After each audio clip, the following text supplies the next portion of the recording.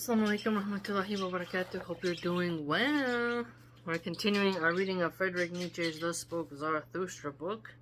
Felt like reading it today. It's nice and gray, so that's excellent weather for introspective reading. Let's begin. We're on paragraph number 17.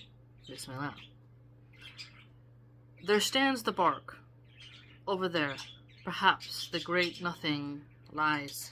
But who would embark on this? Perhaps none of you want to embark on the bark of death. Why then do you want to be world weary? World weary, and you are not even removed from the earth. Lusting after the earth, I have always found in you, in love, even with your own earth weariness. Not for nothing is your lip hanging. A little earthly wish still sits on it. And in your eyes does not a little cloud of unforgotten earthly joy float there? So, unforgotten earthly joy. And then he mentions a lot of earth weariness. And what's unique about that is it makes you think about how people will say, I'm tired of being on earth. This is of the earth, I don't want it. Bestial, not celestial. And so, I feel like he's making a jab at the Christians here. There are many God inventions on earth.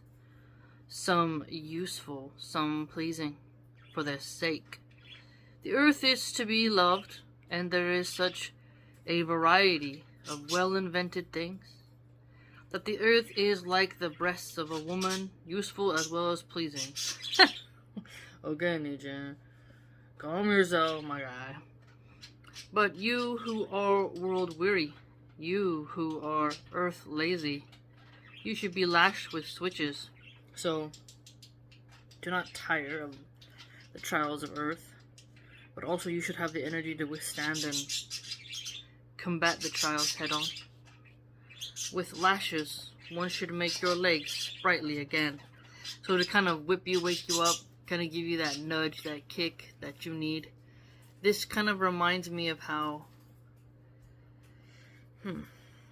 should I phrase this? Just how, to put some pep in your step. But imagine the atheist being like, "Oh, dare you do flogging? For when you are not invalids and decrepit wretches, of whom the earth is weary, you are shrewd sloths, or sweet-toothed, sneaky pleasure cats." So here we see what? He switched it. The earth is weary of you. And when you're shrewd and sloth, it's this calculating slob.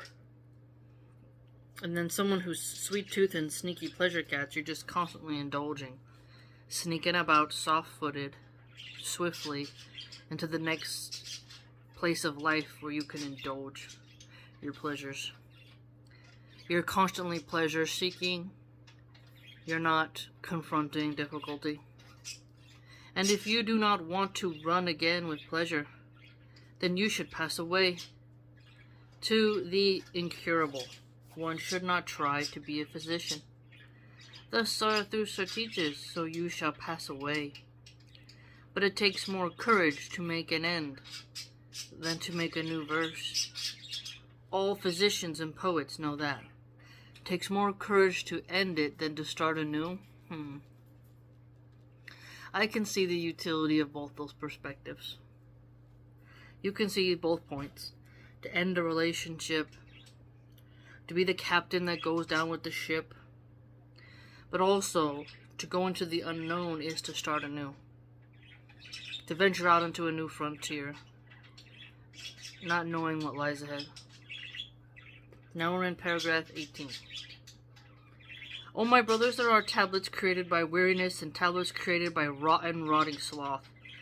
But though they speak alike, they must be understood differently.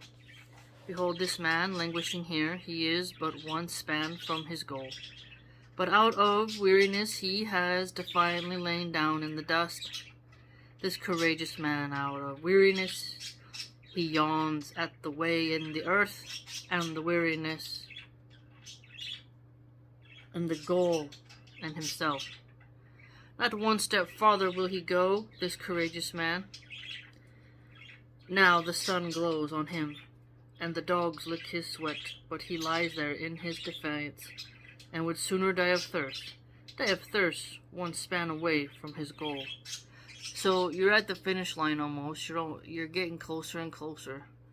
So don't give up. Keep going, essentially, is what I get from that. Verily, you will yet have to drag him by the hair into his heaven, this hero. Better yet, let him lie where he lay down, and let sleep, the comforter, come to him with cooling, rushing rain. Let him lie still, till he awakes by himself, till he renounces by himself all weariness and whatever weariness taught through him. Only my brothers drive the dogs away from him, the lazy creepers, and all the ravenous vermin, all the raving vermin of the educated, who feast on every hero's sweat. Ah, the vermin of the educated. Who feast on every hero's sweat.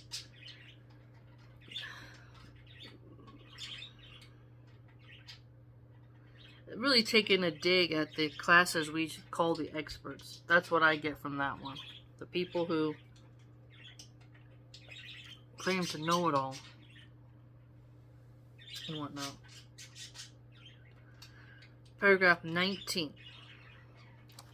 I draw circles around me and sacred boundaries. Fewer and fewer men climb with me on ever higher mountains.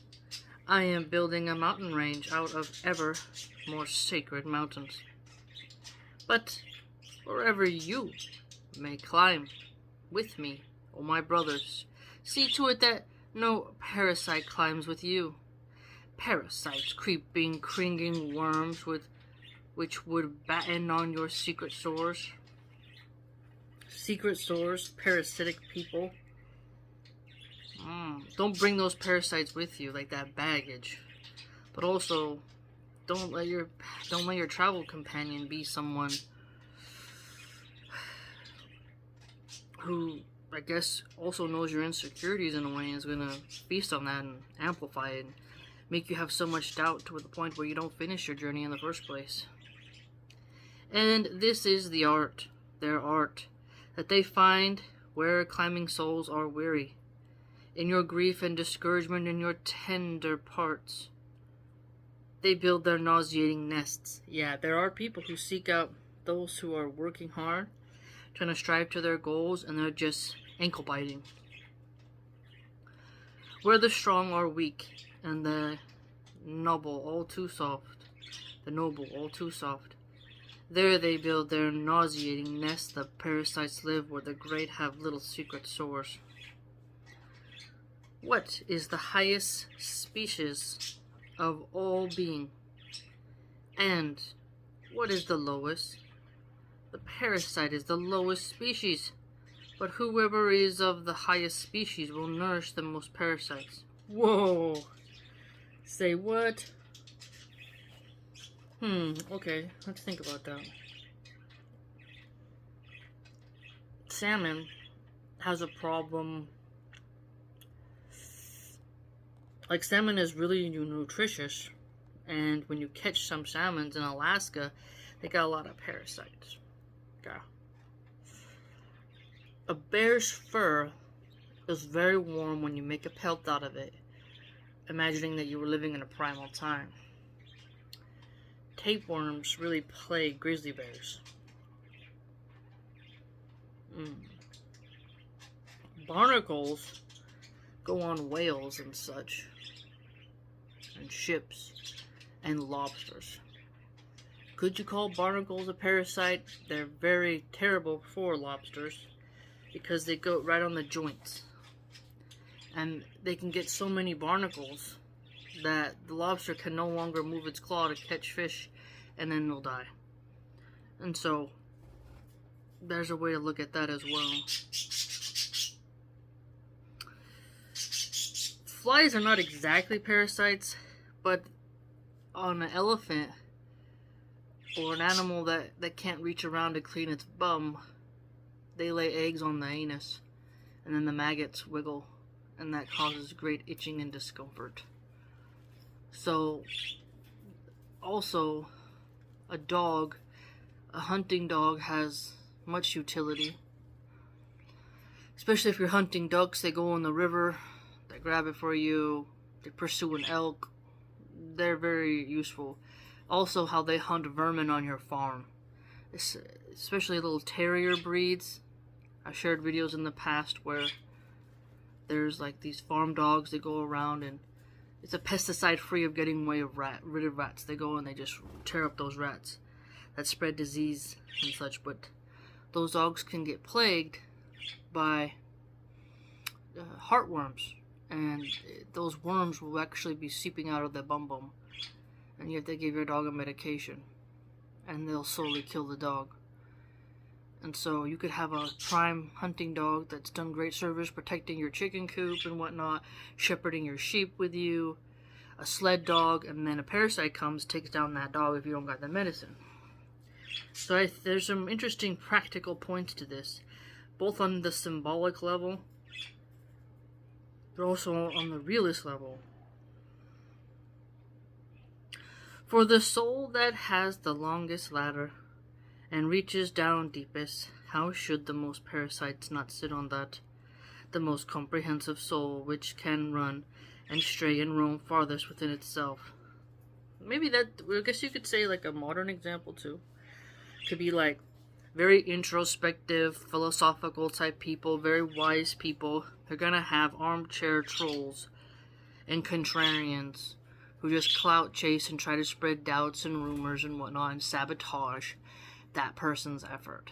That seems to be very common now, where people who don't do much themselves aren't trying to do much themselves. They're like parasites upon the backs, in the guts, in the minds, in the livers of those who are better. Always trying to get in the way, always trying to subvert, always trying to distort, right? Something to think about. The most necessary soul, which out of sheer joy plunges itself into chance. The soul, which, having being, dives into becoming. Aha! Having being dives into becoming. Sounds very Hegelian. The soul which has, but wants to want and will. The soul which flees itself and catches up with itself in the widest circle. The wisest soul, which folly exhorts most sweetly, the soul which loves itself most, in which all things have their sweep and countersweep, and ebb and flood. Oh, how should the highest soul not have the worst parasites? This is a good one. That's a bar right there. So, this could really motivate somebody if they just have trolls that infest their pages. Then, say, hey, you there's a difference between someone like a genuine troll and then like somebody who is just being ridiculous. I recall there was this guy named Mufti Masala. He changed his profile to call himself a hojabbi. Kind of creepy for a guy to use AI to imitate women online. I don't know where his masculinity went, but one time he commented on my page, and he said, "Keep coping, sister," because I was like discussing how I think polygamy is a more natural state of humans, and this guy, he's an ex-Muslim atheist. And it was funny because it's like, aren't you a Darwinist? You have to give me the Darwinian challenge, to say that men naturally desire monogamy instead of polygamy. When if you were looking at the animalistic Darwin angle, they would say the opposite, That's why the bonobo argument comes in line all the time with those people, but you just see someone who, they didn't understand what I was talking about, they weren't trying to be intelligent, they just wanted to say a rude comment, and I've been talking about polygamy for 4 years. So it's like, what the hell? What's wrong with people? You know, they don't even inform and educate themselves before they talk. So if you think about that type of clown troll, it's like they are a form of a parasite. You know, their identity is to just be silly, unserious, and whatnot. And to speak with no knowledge. You know? And I spend a lot of time self-reflecting, reading different texts. And so I try to really fulfill my mind's potential. And discuss serious things and all kinds of interesting topics. But when you have a silly troll who's just there to be the clown, the court jester, you're like, that's a form of parasite. And so, when you're trying to become a high soul, you'll have very lowly, parasitic clown trolls who will just try to suck away your energy. It's something to think about. This is crazy. That's what this made me think about. Paragraph 20. O my brothers, am I cruel? But I say what is falling. We should still push. Everything today falls and decays. Who would check it? But I even want to push it. Do you know the voluptuous delight which rolls stones into steep depths?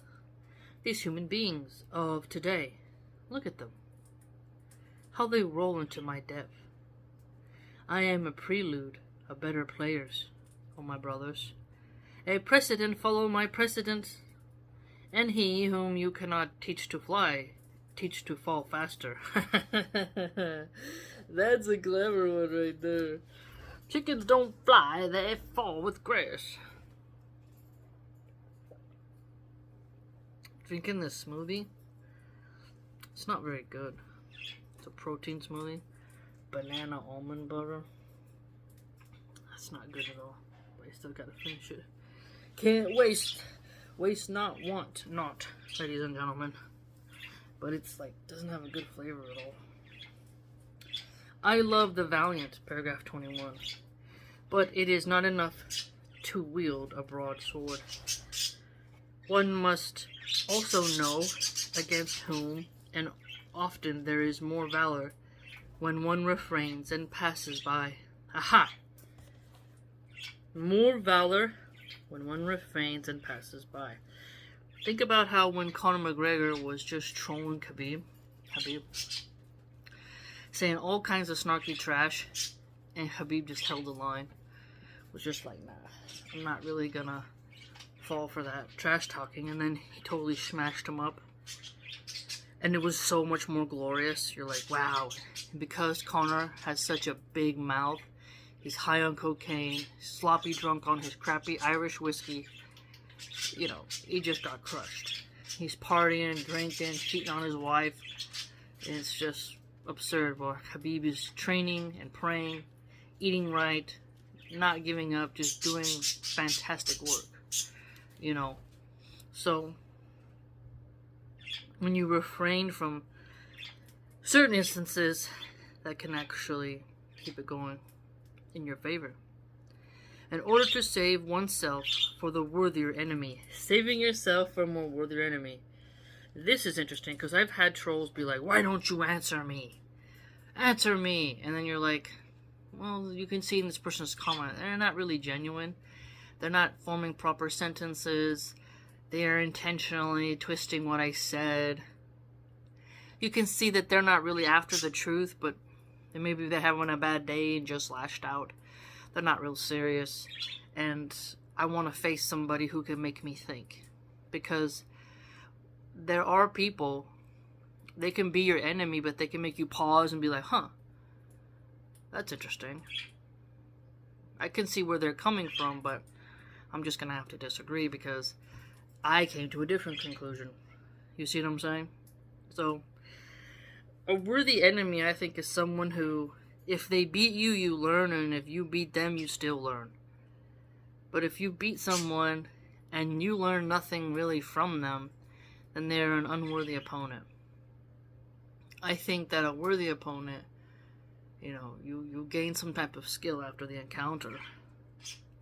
It's a contest, a true contest of wills, where you're gonna have to come with your A game.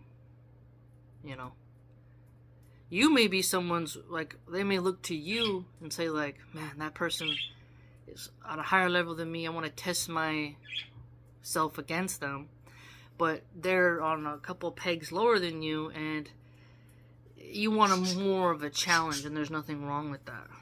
So you want to go higher, not lower. Not saying that you're better than them, because we all have our strengths and weaknesses, but just that, they're just not really there yet. You shall have only enemies who are to be hated, but not enemies to be despised. That's an interesting nuance here. Despised versus hated.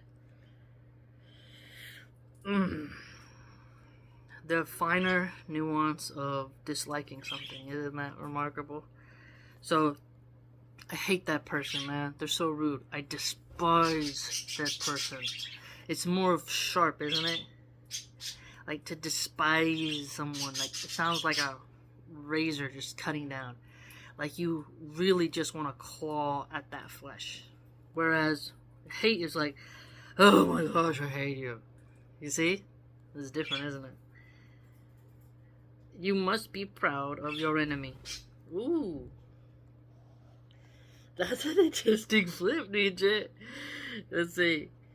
You must be proud of your enemy. Thus I taught once before, for the worthier enemy, O my friends, you shall save yourselves. Therefore you must pass by much, especially much rabble, who praise a din in your ears about the people and about peoples. Keep your eyes undefiled by their pro and con. There is much justice, much injustice, and whoever looks on becomes angry. Sighting and smiting here become one. Therefore go away into the woods and lay your sword to sleep. Go your own ways and let the people and peoples go theirs, dark ways, verily on which not a single hope flashes any more. Let the shopkeeper rule where all that still glitters is. Shopkeeper's gold, the time of kings is past. What calls itself a people today deserve no kings. Are you a monarchist, Nietzsche? Look how these people are now like shopkeepers.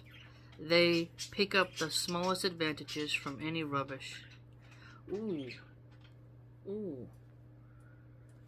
Pick up the smallest advantages from any rubbish. I call that being thrifty. But I get his point. They lie around lurking and spy around smirking and call that being good neighbors.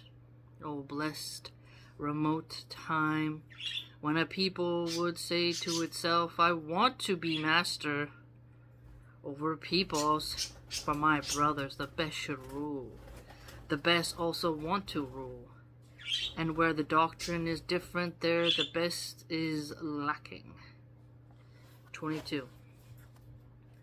If those got free bread, alas, for what would they clamor? Their sustenance, that is, what sustains their attention, and it should be hard for them. They are beasts of prey in their work. There is still an element of praying in their earning. So that's a really fascinating line right there.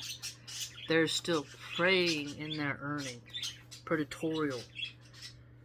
Wow. Still an element of overreaching. Therefore, it should be hard for them. Thus they should become better beasts of prey, subtler, more subtle, more prudent, more human. For man is the best beast of prey. I don't think so. I mean, we have our intelligence to set traps, make pesticides, mechanical, the tanks and whatnot. Gas bombs. We can manufacture diseases in labs. So our brain allows an advantage, but I think that's a tough one, because without our technology, we are weak. But alas, our brain allows us to have that sort of technology, isn't it? A fascinating thing to think about. But when we were with our spears, we had more of a contest with the jaguar, with the hyenas, with the wolves, with the grizzly bear, with the mountain lions. The fact that a bison or a water buffalo could just trample us, hippopotamus, elephant, because we decided to use lead. Now we can change the game. Man has already robbed all the beasts of their virtues. Ooh. Look at that. For of all beasts, man has had the hardest time. Only the birds are still over and above him. And if man were to learn to fly, woe to what heights would his rapaciousness fly. He's looking at a little bit of dark side of us, isn't he? If we could soar, what we would do. I mean, look what we do with helicopters. Look what we do with just how we use our weapons of war. Those pilots to drop countless bombs. The Air Force. 23. Thus I want man and woman, the one fit for war, the other fit to give birth. Misogyny! But both fit to dance with head and limbs, and we should consider every day lost on which we have not danced at least once. And we should call every truth false, which was not accompanied by at least one laugh. That's kind of funny. I mean, I do a little jig when I'm with my children. You got kids, you're like, yeah, horsing around. Little fun in the day, isn't it? There can be some truths that they're so potent that you're like, oh, okay, So that ability to have the nuance of laughter is quite beneficial. Quite beneficial. Let me switch my pen. I like to switch up my pens. 24. Your wedlock. See to it that it not be a bad lock. Oh snap, Nietzsche. If you lock it too quickly, there follows wedlock breaking adultery. And better even such wedlock breaking than wedlock picking and wedlock tricking. Thus said a woman to me, indeed I committed adultery and broke my wedlock, but first my wedlock broke me.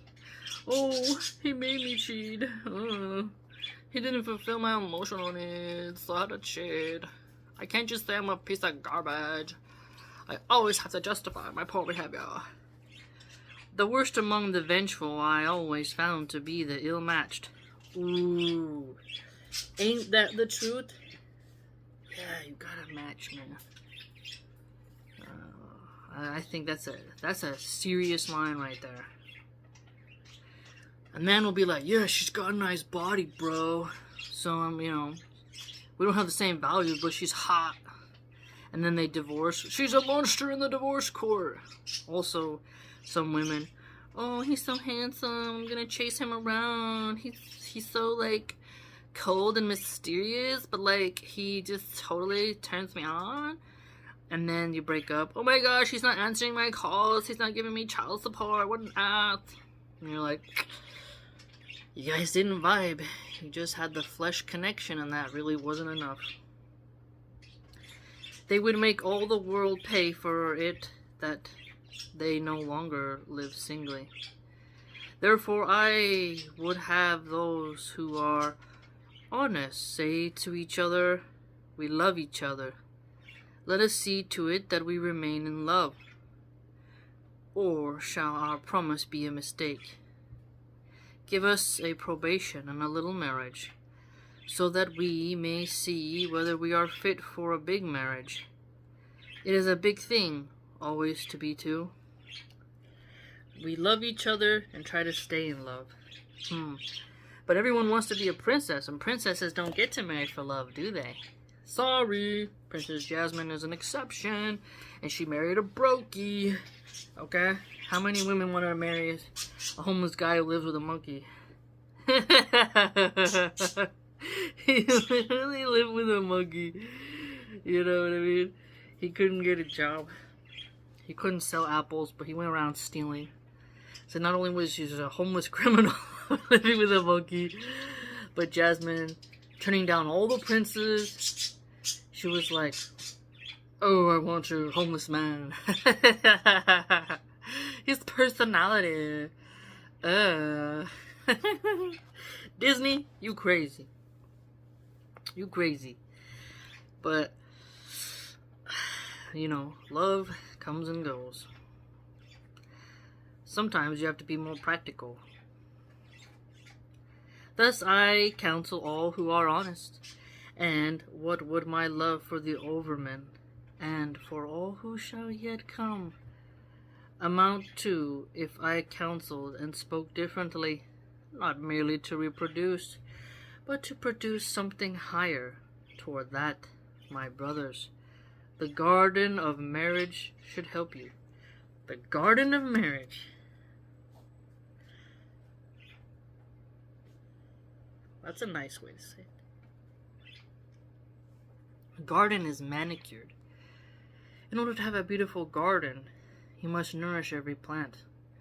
You must have a sort of style, a vision. If you look at how the gardens are structured from a geometrical aspect, from a color scheme aspect, from a seasonal one as well, cyclical, as in these ones will bloom in this season, and you'll always have something in the garden. You'll see that there is a mastermind, a good gardener. He or she really plans things out and knows what works well next to what. And so if your marriage is a garden, you're gonna have to really get to know each other. Really manicure, trim up those rose bushes, shape up that rosemary bush. Others are creeping vines that you must let grow.